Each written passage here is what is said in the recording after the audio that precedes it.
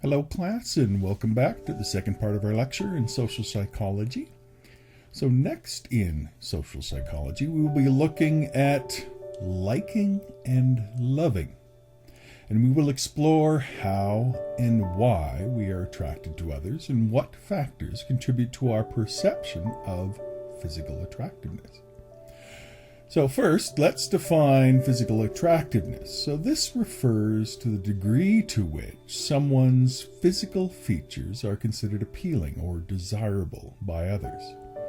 It's important to note that physical attractiveness is subjective and varies across cultures and individuals, but one of the key theories that explain our attraction to physically attractive people is the evolutionary theory. Now, according to this theory, we are biologically programmed to be attracted to physical features that indicate good health, fertility, and genetic fitness. For example, men are generally attracted to women with symmetrical faces and a waist-to-hip ratio of 0.7, which are indicators of reproductive health and fertility. Women, on the other hand, are attracted to men with broad shoulders and a V-shaped torso, which are signs of physical strength and genetic fitness. Another theory that explains our attraction to physically attractive people is the social exchange theory. Now, according to this theory, we are attracted to people who we perceive as offering us benefits or rewards, and physical attractiveness is one such benefit. We are more likely to form relationships with people who we perceive as being physically attractive because we believe that they can offer us social status, increased self-esteem, and the possibility of attractive offspring. And research has also shown that physical attractiveness is important in the liking process. People tend to like others who they perceive as physically attractive, even before getting to know them. And this is known as the halo effect, which is where we form a positive impression of someone based on a single positive characteristic, such as physical attractiveness. The halo effect can be so powerful that it can influence our perception of other characteristics such as intelligence, kindness, and honesty. Physical attractiveness is also important in romantic relationships. Research has shown that couples who are perceived as physically attractive by others are more likely to be satisfied in their relationships and stay together. Physical attractiveness can also influence the formation of new relationships. People are more likely to approach and initiate conversations with individuals who they perceive as physically attractive.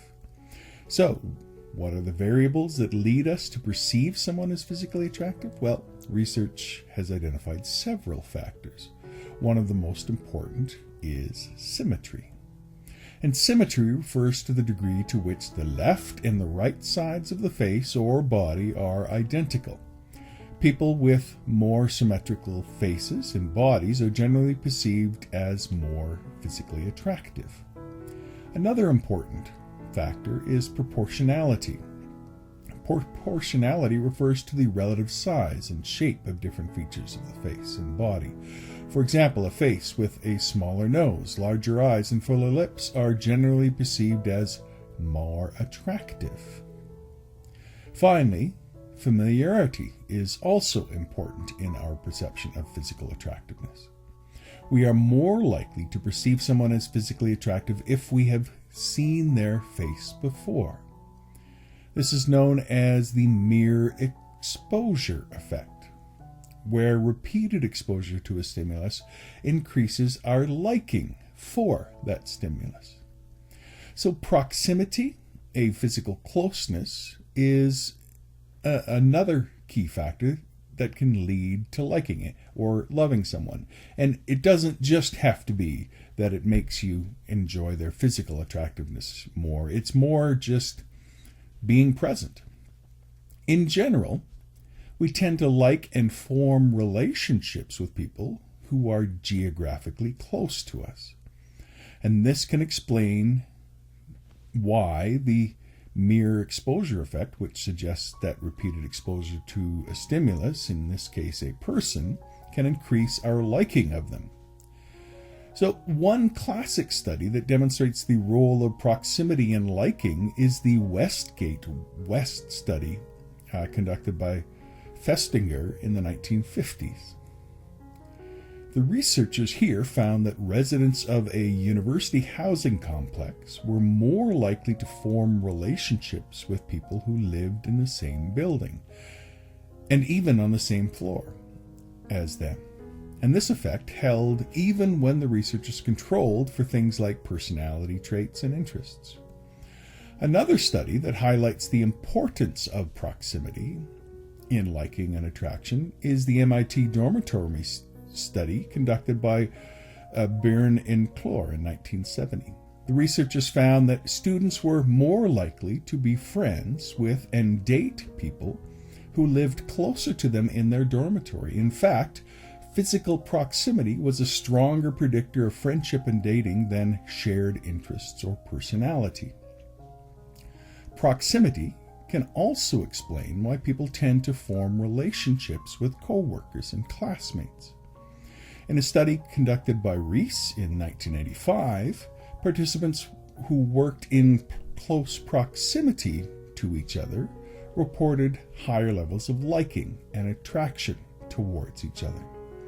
And this effect was stronger for coworkers who interacted frequently and had longer periods of exposure with each other. Communal commonality also refers to the shared interests, values, and beliefs between individuals, and this can be another factor for people liking you or you liking other people. When people share a sense of commonality, it can lead to feelings of closeness and connectedness, which can in turn enhance attraction and the likelihood of forming a relationship.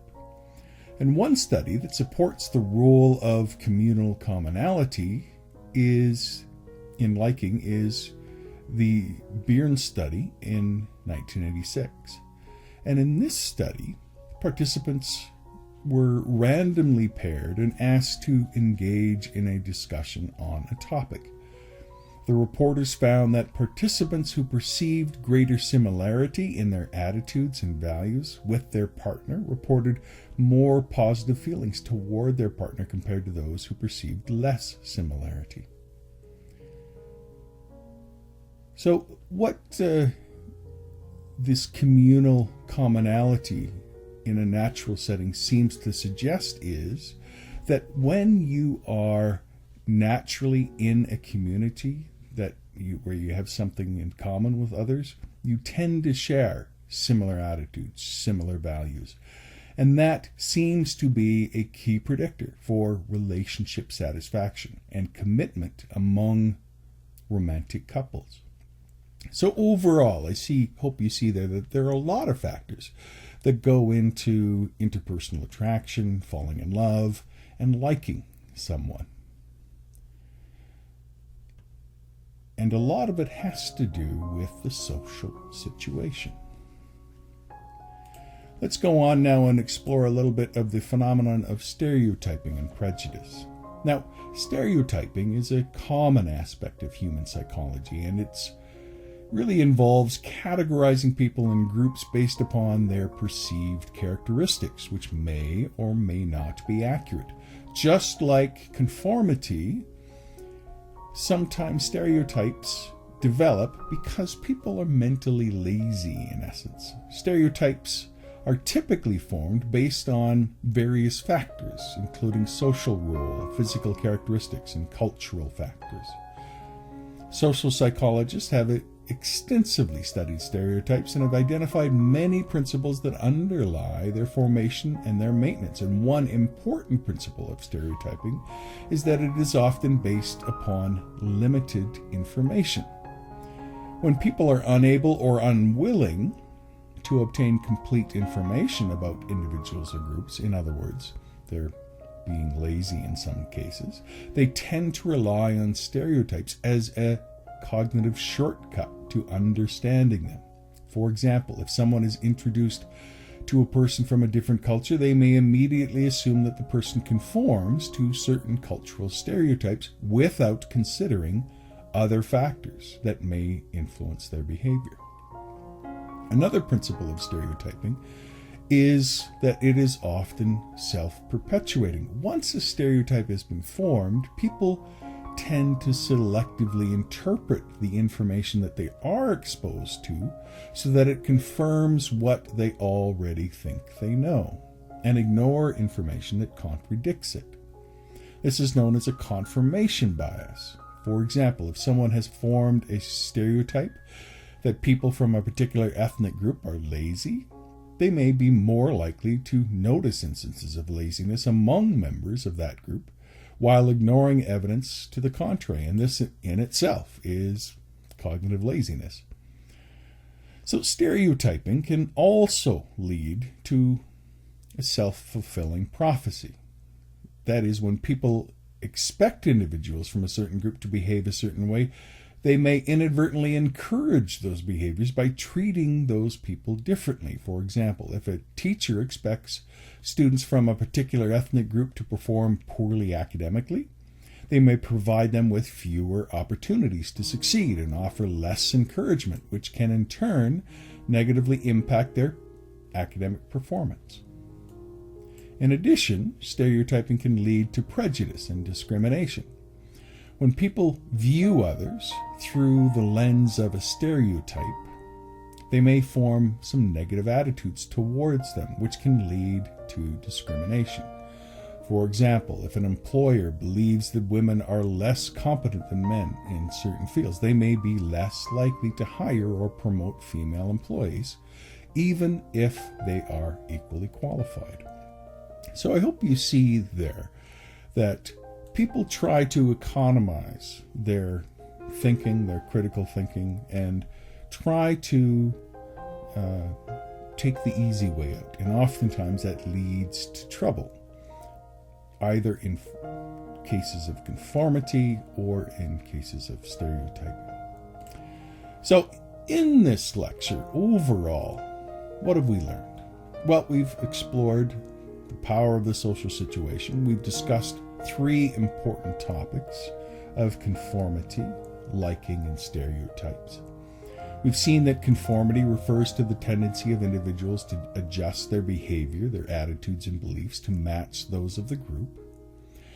And this lecture has highlighted that conformity can be positive, leading to social cohesion and a sense of belonging, but it can also be negative, leading to groupthink, to genocide, to prejudices, where individuals may abandon their critical thinking in favor of conformity.